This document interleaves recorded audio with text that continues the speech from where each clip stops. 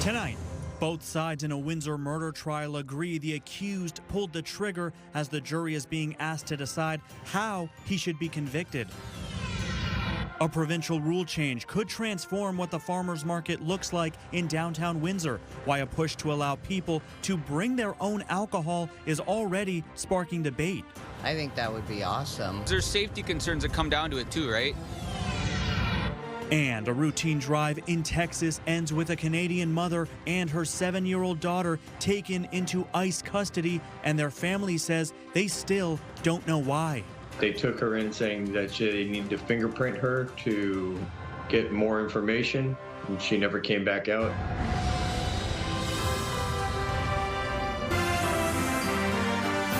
CTV News with Stephanie Mazzotti. Good evening and thank you for joining us on CTV Windsor and AM 800. I'm Sanjay. Maru. Stephanie is off tonight. We begin with an unusual start to a Windsor murder trial today. Right after the Crown finished their opening statement, the defense did the same. What's more, both sides agree the accused Malik Kalu did kill the victim, Daniel Squalls. Joining me tonight with our top story is our Michelle Molesky. Michelle. Sanjay, the trial is just starting, but the jury will have to decide the fate of 30-year-old Malik Kalu. Today, they learned there are only two options to consider: guilty of second-degree murder or guilty of manslaughter. 24-year-old Daniel Squalls was shot to death on November 28, 2022. It happened out front of his home on Hannah Street near Parent Avenue. 30-year-old Malik Kalu has pleaded not guilty to second-degree murder. Daniel Squalls and Malik Kalu did not like each other, the Crown said. There was animosity between them. The jury has learned Squalls and Kalu both have children with the same woman. In the days leading up to the murder, Kalu learned Squalls and the woman were in the middle of moving with both of the children to the U.S. He would never see the child again, the defense explained to the jury. Malik emptied his gun, shooting Daniel Squalls. The defense says Kalu believed Squalls was armed. In our law, there's a partial defense that is called provocation, the defense told the jury. Self-defense is also a live issue. The shooting itself wasn't caught on camera, but the Crown says they will show the jury video of the moments before and after the shooting. You will hear 15 gunshots, the prosecution said. The Crown says no gun was found at the scene, on Squalls' body or in his car, parked on the street. Defense lawyer Adam Weisberg admitted to the jury today it was, quote, highly unusual for the defense to present an opening statement before any evidence has been called by the Crown. Weisberg told the jury he was granted permission to speak to them at the outset so they could understand the defense position on this unique case. The defense also gave the jury a heads up that Malik Kalu intends to testify in his own defense when the Crown concludes its case. Sanjay? All right, a trial we'll be following closely. CTV's Michelle Molesky reporting for us tonight. Police are investigating after shots were fired yesterday afternoon at an officer executing an arrest warrant.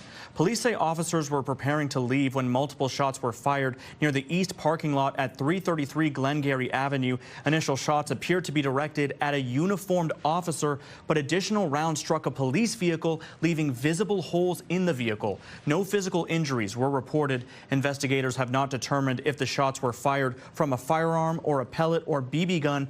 Police are looking for dash cam or surveillance footage from the area between 1 and 3 p.m. on Tuesday. 2 people have been arrested, but police are still looking for a third in a sexual assault and human trafficking case. Police say between January 27th and February 17th, a woman was sexually assaulted by 2 men and a woman she recently met. They add the suspects controlled her movements, taking her to several locations, trying to coerce her into sexual acts. A 40-year-old man and a 47-year-old woman have been arrested. The third suspect, known only as JJ, is still wanted. He's described as a tall black man with short black hair, a mustache, and a beard. A St. Patrick's Day ride program in Windsor and Amherstburg checked 756 vehicles and conducted 2 roadside screenings. No arrests were made, but earlier in the day, officers issued 76 tickets, including 3 stunt driving charges in separate incidents.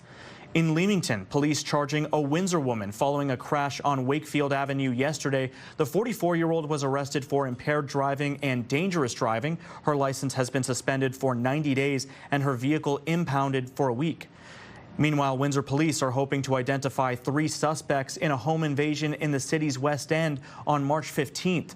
Police say shortly after 4 a.m., 3 people forced their way into a home in the 3200 block of Linwood Place. Once inside, they allegedly threatened a woman, pointing a firearm at her. Police say the suspects also stole personal items and cash before fleeing in a vehicle. No physical injuries were reported. All 3 suspects were wearing face coverings, but are described as black men between 18 and 25 years old. The first suspect is also described as wearing dark pants, a winter jacket, and black shoes. He was armed with a black handgun. The second suspect was wearing light-colored pants, a puffer jacket, and black shoes. And the third had on dark ripped jeans, a puffer jacket, and black shoes. The suspect vehicle is described as a white SUV with tinted windows and no front license plate. Investigators are urging residents in the area to check their dash cam or surveillance footage for March 15th, particularly between 3 a.m. and 5 a.m. on March 15th, for any evidence related to this incident. The downtown Windsor Farmers Market is set to return later this month, bigger than ever. But this year, there's a new twist. A recent provincial move could allow people to bring their own alcohol to outdoor events like the market. CTV's Chris Campbell joins us now with more. Chris. Yes, Sanjay, the downtown market is booming, and so too is the conversation about what visitors might soon be allowed to bring. For some at the market, BYOB has always meant bring your own bag, but soon it might take on a whole new meaning, bring your own booze. The market returns March 28th, running every Saturday through the end of October. This 17th year brings a major expansion to the Polisher Street location, with 25% more vendors, a larger food footprint extending into the Polisher Street parking garage, and new features like shaded seating, games, and live entertainment. At some points, we had 75 vendors that were waiting for spots in the market. Organizers say the market will offer more than 3,000 vendor spaces over its 32-week run. We have a whole lot of established vendors who've been full-time vendors with us for years on end. The community knows them, community loves them, but we also have a lot of new vendors who are coming in and just getting the taste of the market scene. But this year's market could look a little different following an announcement from Premier Doug Ford allowing bring your own alcohol at certain outdoor events. Someone wants to have a beer or a glass of wine, they should be able to. The change still requires municipal approval and event permits, but it's already sparking conversation locally. I think so, because that would make it more of an event that you could do as a couple. I think that would be awesome. I think that this should have been done a long time ago. It's great for vendors, it's great for patrons, it's fabulous. There's safety concerns that come down to it too, right? Even though there'll be authorities on spot to monitor people's consumption and check things out, it doesn't really give any accountability or safety to the people around that bring their kids and whatnot. City officials say it's something Windsor will need to review before deciding whether to allow it at events like the downtown market. In some ways, this makes things easier when it comes to security and policing, because if you're leaving your home with a bottle of wine or a 6-pack of beer, or you intend on starting the night knowing that you're going to be consuming, you're probably not going to drive. I think it can create some opportunity, whereas right now, you're limited to buying it and taking it home with you. So if there was, more consumption allowed, then I think it has great potential for additional vendors. It still remains to be seen if alcohol will become part of the farmers market experience this season, but with a larger footprint and more vendors, organizers say the market is already set for its biggest year yet. Sanjay? An exciting time for the downtown. CTV's Chris Campbell reporting for us tonight. And that takes us to our question of the day. Do you support the Ford government's plan to allow BYOB at community outdoor events? Go to our website to cast your vote, ctvnewswindsor.ca. Yesterday, we asked if you are celebrating St. Patrick's Day. Just under 700 people responding. 86% of them say no. And Gary Archibald joining me now for our first look at the weather. Winter coming to a close. So, Gary, what can we expect with spring right around the corner? Spring right around the corner on Friday. The 20th, we still have a full day of winter, the last one for tomorrow, and we're still in this cold weather pattern, hence the snow that's been draped across northwestern Ontario through the Great Lakes. We're still windy, and there's potential, about 30 to 40% chance we'll see some isolated freezing drizzle between midnight and say 4 or 5 a.m. and some light flurries mixed in. The worst of it's still passing to the east of us. The good news is we are going to warm up tomorrow and for the first day of spring this Friday. It could impress. I'll break down the details of the complete weather story shortly. For now, I'll send it back to you at the desk. Sanjay? Canadians are cashing in on accountability. Zekelman Industries' Buy Canadian initiative so far has awarded $30,000 to people who spotted imported steel being used in publicly funded projects across the country. Launched last November, the program rewarded $1,000 for each verified submission where imported materials were being used to construct bridges, schools, hospitals, and transit centers from British Columbia to Quebec. Zekelman Industries says the campaign shines a light on the importance of keeping taxpayer dollars supporting Canadian workers. The program wraps up at the end of March, but organizers hope the message will resonate long after. A new poll finds that despite an uncertain housing market, a majority of Canadians want to own their own homes. The RBC survey finding 80% of respondents consider buying a home to be one of life's biggest financial milestones. 32% expect to buy a house or a condo within the next 2 years. Meanwhile, nearly 75% of people think owning a home is a sign of financial independence. The poll finds more than 60% of people say they need a second job or a side hustle to be able to afford a home. Applications for the new first-time homebuyers program opened yesterday. Purchasers can now apply for financial relief on the purchase of new-built homes. Joining me now to explain is CTV's Robert Lothian. Robert, how does this all work? Yeah, Sanjay, so first-time homebuyers can now apply through the CRA to be able to receive this rebate. The move is intended to make housing more affordable and spur more housing starts. But industry leaders here in Windsor are skeptical that it will drive any meaningful growth in the region's housing stock. A new tool aimed at helping first-time home buyers break into the market is now available. Purchasers can apply for a rebate on GST and the federal portion of HST when buying a newly constructed home. There's no doubt that it will make a difference. AREA and as a part of WeCar, we've been lobbying for this for years. Eligible buyers can slash up to $50,000 off of new homes with a price tag up to $1 million. Windsor-Essex County Association of Realtors President Juliana Biondo wants to see Ottawa expand the rebate beyond just first-time buyers. You really want to stimulate that sector, which is suffering at this time. That is a surefire way to drum up some activity. For most in Windsor-Essex, Biondo says the budget for a starter home tops out at about $500,000. I don't know of any new construction that's happening in that price point that would be attractive for a first-time buyer. The new rebate intends to create more affordability and spur new housing construction. In 2025, Windsor posted 1,262 housing starts according to the Canada Mortgage and Housing Corporation. That was down from the 2,157 starts back in 2024. Nobody's building.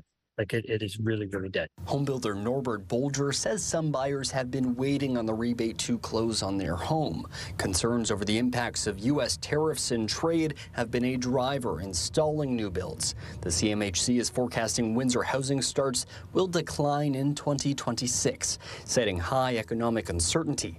The Crown Corporation expects a gradual recovery later on the forecast horizon, particularly for ground-oriented homes such as single-family homes, duplexes, row houses, and townhouses. I think with this announcement, they should increase. They definitely should increase. Ontario's Home Builders Association says the federal rebate only applies to about 5% of provincial sales, but Bolger says expanding access will only create more growth. It's a huge step to start reducing the cost. And as you know, no matter what you sell, if you can sell it for less, you're going to sell more.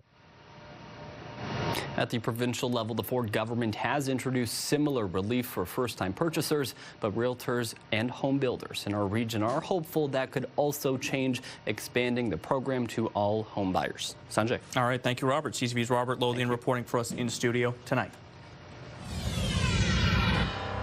Montreal tragedy still ahead on Windsor's news leader. The owner of a century-old building has been arrested after 7 people died in a fire. And I dealt with this guilt as a dad, why I didn't probe, why I didn't ask. Later, lured into a world of crime, how a Canadian teen wound up an unsuspecting drug mule. Hope in action tomorrow at the Windsor Residence for Young Men, how a 2-year pilot changed lives for those experiencing homelessness. That's tomorrow at 6 on CTV News.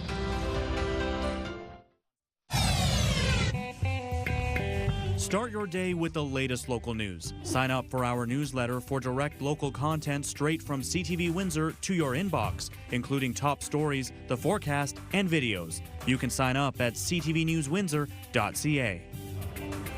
The owner of a century-old heritage building in Old Montreal, where 7 people died in a 2023 blaze, has been arrested and charged in connection with their deaths. At the time of the fire, the property had been illegally subdivided into multiple short-term rental units. Here's CTV's Geneviève Beauchemin. A boarded-up door and rubble still mark the site of a devastating fire in Old Montreal. 3 years and 2 days on. The date of March 16th, 2023 will forever remain in our collective memory. Police have now made a high-profile arrest. The SPVM's arson and explosives unit arrested the owner of the burned-down building of Place Diouville, Monsieur Émile Benamar, 63 years old. Benamor appeared in court. He's a lawyer and businessman, owner of multiple properties. He faces 7 charges of manslaughter and 8 of criminal negligence causing bodily harm. A friend of 72-year-old Camille Myers, a renowned photographer killed in the fire, says the arrest brings a measure of relief. I mean, people shouldn't die in those conditions, in those circumstances. That's terrible. Investigators say Benamor is not responsible for setting the fire, but allege that his management of the building led to its propagation. It's a surprise because it's 3 years after, that's it. There is nothing else to say for the moment. Following the fire, questions surfaced about safety violations. 6 of those who died in the historic building were staying in illegal short-term rental units, including Airbnbs. That led Montreal to promise a crackdown, and the city brought in a bylaw restricting short-term rentals. Benamor has been released, and among his bail conditions that he maintain his buildings in good condition. The Major Crimes Unit is still investigating, trying to track down whoever may have set the fire here. Geneviève Beauchemin, CTV News, Montreal. Turning now to a troubling case of a 7-year-old Canadian girl and her mother who are apparently being held in an ICE detention center in Texas. As CTV's Abigail Beeman shows us, her stepfather is trying to get to the bottom of how a routine stop ended with them pulled from the car Saturday and not to be seen since.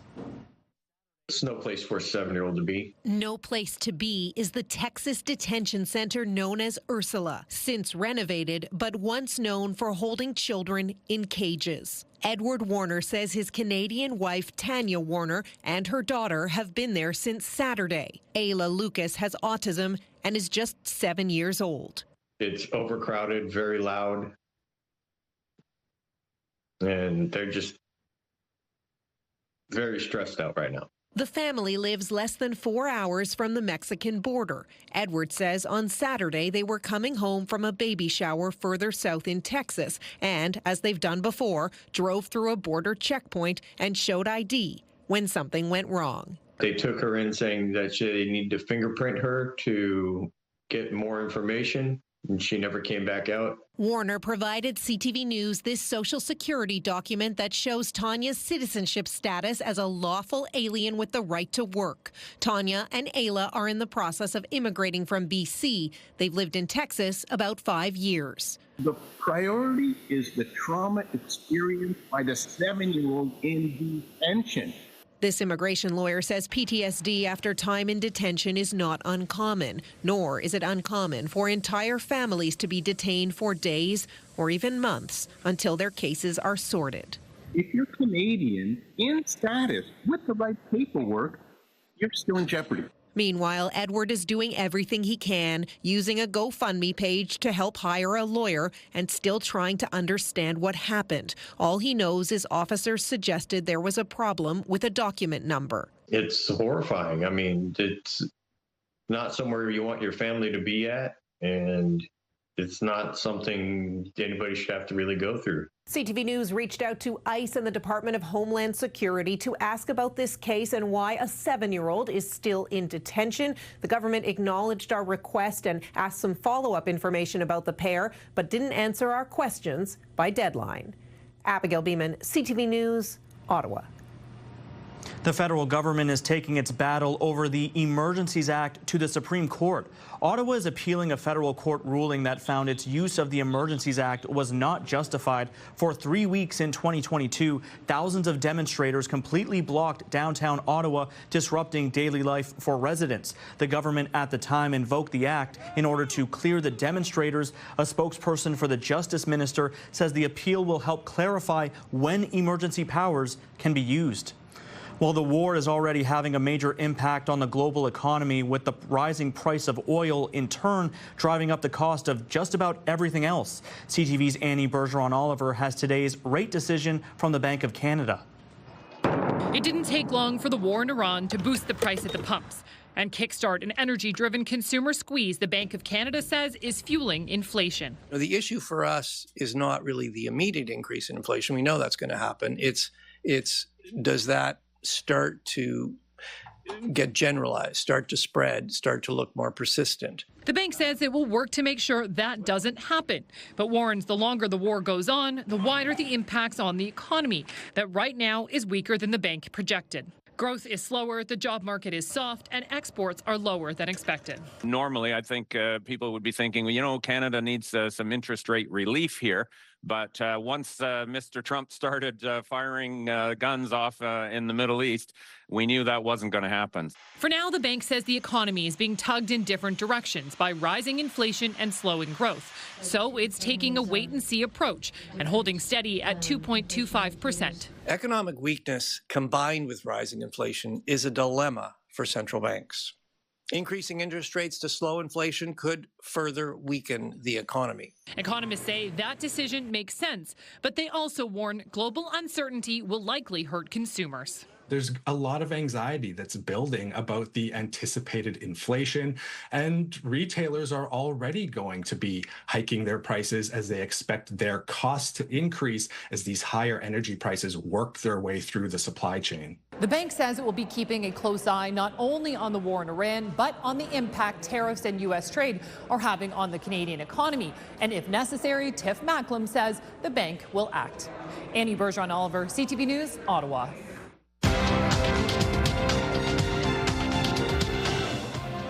Markets in Canada and the U.S. were down as the war in Iran continued and crude oil prices moved up. In Toronto, the TSX dropping 616 points. In New York, the Dow falling 768, the Nasdaq losing 327. The Canadian dollar fell but lost just 0.04 of a cent. Gold is down $112 an ounce and oil slipped 7 cents a barrel. A push to recruit U.S. healthcare workers is paying off. Coming up, why hundreds of American doctors and nurses are now making the move north. Let's look at our CTV News weather snapshot. Thanks to Laura Vermeer for this image. If you've got a weather image, hopefully you shot it horizontally, like I've been preaching. It's good for TV format, obviously. We'll talk cold. And the last full day of winter's tomorrow. Get ready for Friday. Oh, my goodness. First day of spring. Awesome. Next. Discussion here at Windsor City Hall. Windsor's top stories. A major project is about to get underway. Breaking news alerts. Severe weather is a possibility. And watch live. Good evening, and thank you for joining us. Download the CTV News app.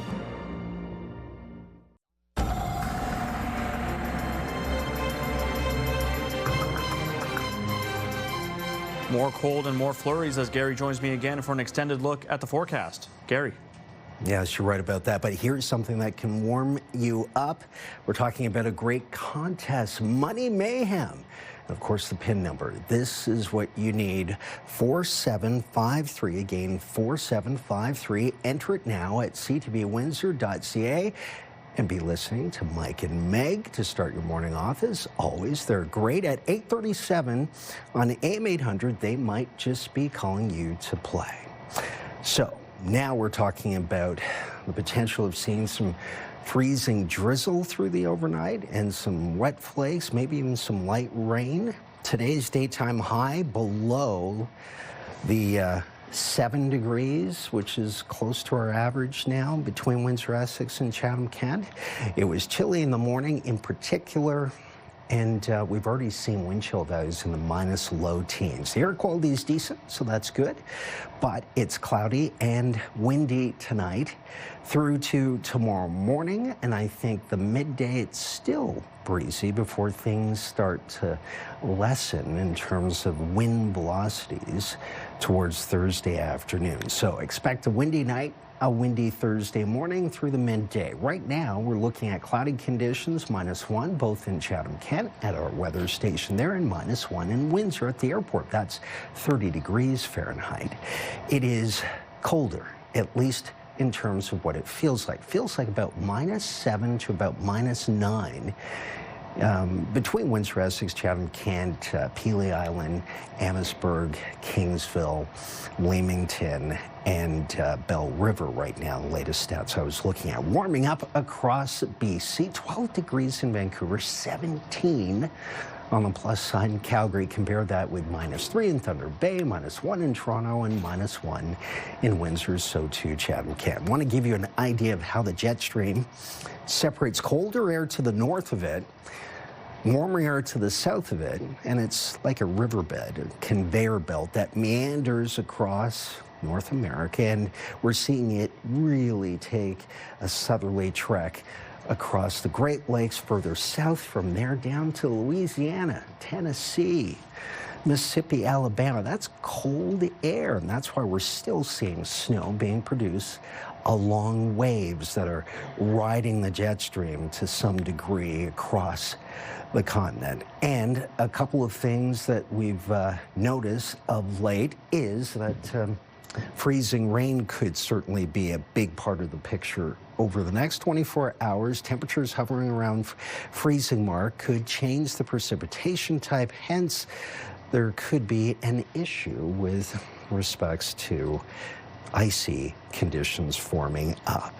All right, let's talk the big picture. And right now, we're anticipating temperatures dropping to about -4, -5. Yes, if our producer could move our graphics along for me there. There's instability in the air that could produce some conditions whereby freezing rain and snow, that's flurries, are produced between 8 and midnight. And then for the 7-day forecast, thanks to our friends at Enercare Siles, we're still looking at a warm-up, but we just have to get through this overnight. We could see 9 degrees in the afternoon after a chilly start, cloudy, and then into the teens for Friday and Saturday. Friday, showers 16, 18 and a fair weather Saturday, 7 degrees cooler, cloudy, and rain showers Sunday, Monday, Tuesday, +4, and then 9, sunny, and then mixture of sun and cloud. Wednesday, a week from now, up to 11 degrees. So lots going on in the next, say, 6 to 7 days straight. Watch out for that freezing rain possibility pre-dawn tomorrow morning.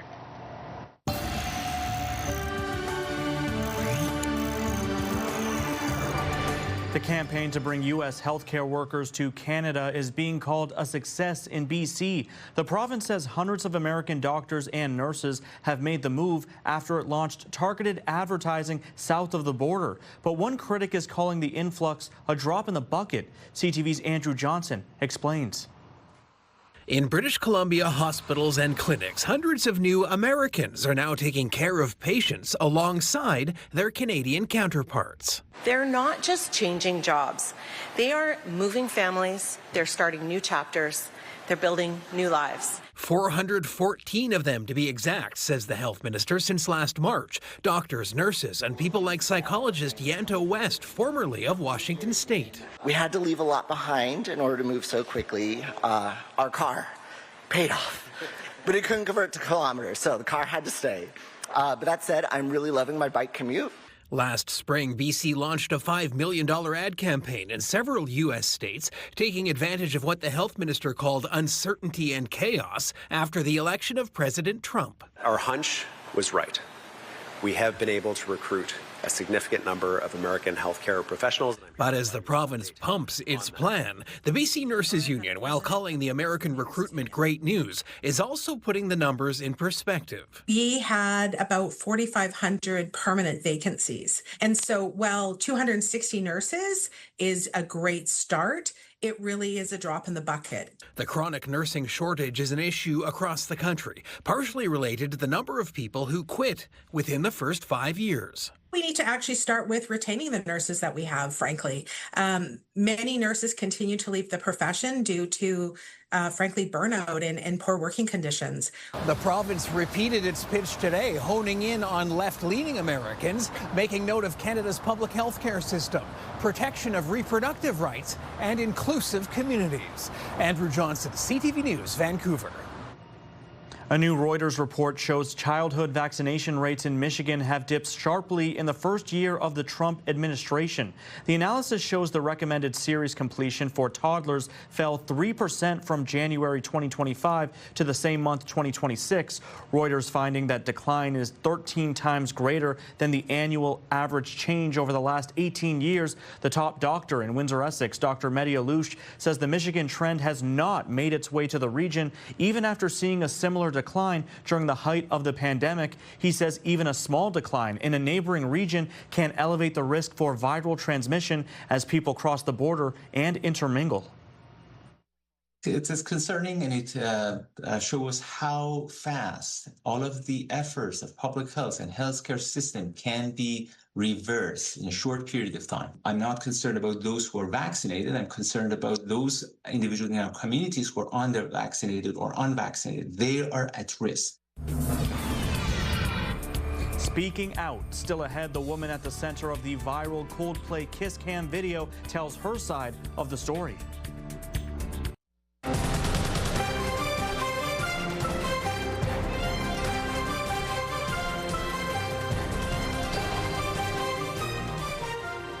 An exclusive W5 investigation has uncovered an international crime syndicate luring Canadians, some of them teens, into becoming drug traffickers. 4 have been arrested in Hong Kong in just 4 months. Avery Haynes exposes the network behind the cocaine-filled suitcases. 19-year-old Jade from Cambridge, Ontario, faces life in a Hong Kong prison after customs agents found this inside her suitcase, 25 kilos of cocaine. It knocks the breath out of you because this is your child. Jade's mom, Nadiria, and dad, Gary, say their daughter was duped after answering a job posting for an international courier on Instagram. She was excited, and I dealt with this guilt as a dad, why I didn't probe, why I didn't ask. Our investigation reveals that Jade is one of 4 Canadians recently caught in Hong Kong with cocaine suitcases, a total of 100 kilos between them. This is just the tip of the iceberg. Prison chaplain Father John Wotherspoon is an internationally renowned advocate for drug mules in Hong Kong. If we know of 4, there's probably maybe another dozen or so that we don't know about. I traveled to Hong Kong with Jade's mother and visited each of the Canadians behind bars. I'm allowed just 15 minutes and can only take in scraps of paper and a pen. And there are some striking similarities in their stories, including the fact that they all gave the same name for the person who's working above their Canadian recruiter. Well, it's not really a name, it's punctuation, a period. He goes by Dot. The DOT network is specifically targeting young people in the Kitchener and Waterloo area, where both 19-year-old Jade and another imprisoned Canadian, 20-year-old Omar, live. I've heard stories and seen photos of people that said they have done it. were hiding their identity and calling them Lee, a person who claims to know dozens of young people who've made deliveries to Hong Kong. So you believe that they're still sending people to Hong Kong? I don't believe it. Like, I know it. Lee was about to make a delivery, but it fell apart, triggering a flurry of threatening, encrypted messages from Dot. He's like, you, like, f***ing kid, f***ing my stuff. Dot was also threatening to kill me, threatening to shoot up my house. We are aware of the trend of some people being recruited through social media to transport drugs to other countries. Waterloo Regional Police Staff Sergeant Ian Young heads up the drug squad and hopes this message will stop another cocaine suitcase from taking flight. An opportunity that may seem like a golden opportunity may not necessarily be that. They're preying on people's innocence and trust.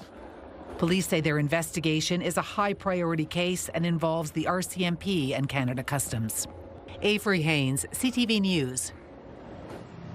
It's not uncommon to hear of Canadians who get slapped with massive bills after needing to be hospitalized in the States, but the same can happen for visitors here. CTV's Pat Foran shares the story of a U.S. woman who ended up with a bill of more than $100,000. Naveed Zafar's mother, Begum Bashiram, is in her 80s and lives in Atlanta, Georgia. In October, she was visiting with Zafar in Whitby and his sister in Waterloo. While in Waterloo, she had a stroke and ended up in the hospital. I don't know if she's going to make it because she was unconscious. Zafar rushed to the Waterloo Regional Health Network to see his mother and fill out documents for her care. I didn't even bother looking at it because all I was thinking, if I can see my mom again or if she's going to make it. Bashiran was in the hospital for 4 weeks in and out of intensive care. She has since recovered and is now back in Atlanta. While visiting Canada, she did not have travel health insurance, and the family has been handed a huge bill. $110,000. The total bill came to just over $111,000. The hospital did offer a discount of 10% on certain charges. Zafar owed about $100,000, and so far he has paid $55,000, but he's still expected to come up with the rest. Being as a responsible citizen, I definitely want to pay to hospital. When we reached out to the Waterloo Regional Health Network, a spokesperson said, "We sincerely empathize with the financial strain unexpected medical emergencies can cause, especially when navigating the complexities of international health care." All people visiting Canada that are not Canadian residents need to purchase Visitor to Canada insurance. Martin Firestone with Travel Secure says many different companies offer Visitor to Canada insurance, and he says the same way Canadians need insurance traveling outside our borders, visitors must have it to make sure they're covered if they get sick or injured while here. Sadly, it appears they didn't buy it, and now they're facing this huge bill. Zafar says he is thankful the hospital looked after his mother and says he'll have to find a way to pay the rest of the bill. I mean, I had to pay. I mean, there's no way out. Pat Foran, CTV News. A woman whose life changed forever since one of the most viral videos of 2025 is revealing her side of the story for the first time. Oh, look at these people. All right. Either they're having an affair or they're just very sharp. Kristen Cabot and her then boss Andy Byron were seen embracing on a Jumbotron at a Coldplay concert last summer. She told Oprah both of them were separated from their partners at the time, but the former head of HR says the hate was largely reserved for her. The harshest comments, she says, coming from other women. How I was dressed, to how I behaved, to, the sleeping my way to the top, to the gold digger. The video forced Cabot and Byron to resign from their tech company jobs within weeks. She says she's struggled to find a job since. Cabot, who says the two had not even kissed before that night, admits she made a mistake but does not deserve the reaction she's received. This is your CTV Windsor Our Community Calendar. The much anticipated Big Brothers Big Sisters signature fundraising event is back in support of Big Brothers Big Sisters Windsor Essex mentoring programs. See you next time on Our Community.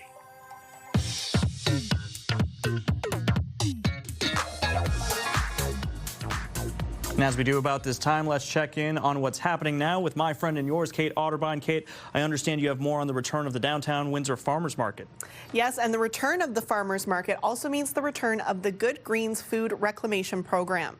The program has helped provide more than 31,000 meals to residents facing food insecurity in our region since its launch in 2023. The program works in tandem with the market. Vendors purchase surplus food at the end of each market day and redistribute it to local organizations. It is very important. It's one of those situations where if without it, we have to purchase food. And every time we have to purchase food, it puts a strain on our organization. So it's an important aspect to the whole program. Find all your local news updates online at ctvnewswindsor.ca. And I understand a recent survey has shown that social media is Essex's top contender for getting information out to the community. Absolutely. 150 people responded to that survey, and of those, 77% were residents that have lived in Essex for more than 10 years. Facebook was found to be a big form of communication for residents. However, they are calling for clearer, timelier updates on infrastructure, drainage, taxes, and local events. And older residents would prefer paper newsletters compared to online. Mayor Sherry Bondi says they pulled back on print communication due to the budget.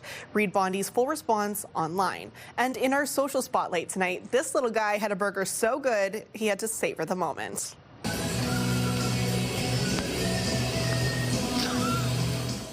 Sanjay, this is the perfect example of that moment when you've been craving that one specific meal all day, you finish work and get home, and you finally get to eat it. Now, I would love to know where this burger is from because it looks like it's a must-try. Yeah, I totally sympathize with this kid. I mean, we've all experienced that craving at the end of the day. I know a few days ago in this office, I was having a sub sandwich craving. We brought it into the office, and the smell, I think somebody else ended up ordering one. So, again, I sympathize with that kid.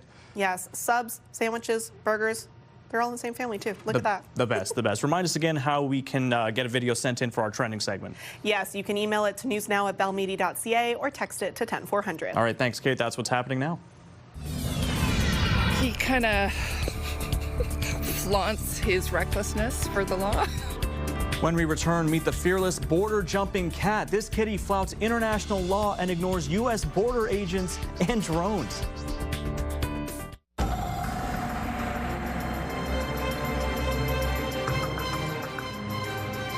When are the flurries gonna stop? I'm not loving this weather, Gary. Not a fan. You're asking me? I'm not blaming you. You didn't do it. I'm just saying. Okay. I just want some good news here. Well, humble messenger. I'm trying to make sure that the forecast is accurate as always. If it rains, so be it. If it snows, so be it. Of course, I can empathize with you, Sanjay, no doubt. Tomorrow, it's going to be cold in the morning and warming up to 9 degrees, believe it or not. The Intercare Siles 7-day forecast does have a warming trend, an impressive one, because we're up to 16 and some showers, rain showers on Friday. 18 degrees on Saturday. What a teaser. But Friday is first day of spring, according to the calendar. Sunday down to 7 showers, then 4, 9, 11 will rebound, be looking at some fairer weather for Monday, Tuesday. I tease you, sir. I understand. It's been a rough winter, but just a couple of days left. And I see the rain there. You know what? I'll take it with the warming temperatures. Yep. I'll take the winds where we can get them. We leave you tonight with an ongoing Canada-U.S. border situation that authorities may not be sure how to handle. A local resident in Surrey, British Columbia seems to be flaunting international law on a daily basis. And as CTV's Sanjay Alexander reports, this bold border jumper likely doesn't even have a passport. This is Zero Avenue in South Surrey, and these picturesque homes sit smack on the border. This side is Canada, across the street, the United States. No fences or concrete blocks, just a little ditch and signs warning, don't even think about crossing. Oh, it's very secure, yeah. And people follow the rules, except for one resident, him. Unfazed by jurisdictional authority, he is the Canadian border-jumping kitty cat. Illegal. What? I think it's because he's got 4 legs, not 2. Decidedly confident, ignoring the watchful gaze of border agents and that machine in the sky that's as useful as the dog as far as he's concerned. Several times a day, almost every day, he shows little interest in international law and carries on his very important work of mousing. He's a cool little cat, keeps coming back and forth and says hello to everybody. His name? Louis. Officially Louis Vuitton, like the designer. And his styling cross-border feline feats are now so famous. I love it. He's become a local legend and a social media star. It's a bit mind-blowing. He kind of flaunts his recklessness for the law. Now, Mr. Vuitton is particularly good at catching all sorts, and he has been known to smuggle the goods across the border and leave them on the doorstep. I bet he did not declare them. We're not sure whether U.S. agents have caught up with him for questioning. We do know he had no interest in a TV interview. Doesn't go through customs. He's got a passport. If he did, it would show the cat who turned 6 on July 1st, Canada Day, will hop back over the line when he's good and ready. Sanjay Alexander, CTV News, Surrey. A passport, some stellar pronunciation, and by the way, great cat puns in that story. He used up all of them. I can't think of any more right now. It was a good story. That Canadian cat. Yes. We're going to claim it. We're going to claim it? All right. Let's just hope that there isn't an equivalent, I don't know, pet, what do we call them, catching vagrant, or... On the other side you're talking? We don't need that international battle. Well, how there? would we get them back? A hockey game. 5 Canadian cats versus 5 American cats. On behalf of our dedicated team here at CTV News Windsor, thank you so much for watching. For updates throughout the evening, go to ctvnewswindsor.ca. That's our cat. And Gary and I will be back with your only late local newscast at 11. We'll see you then.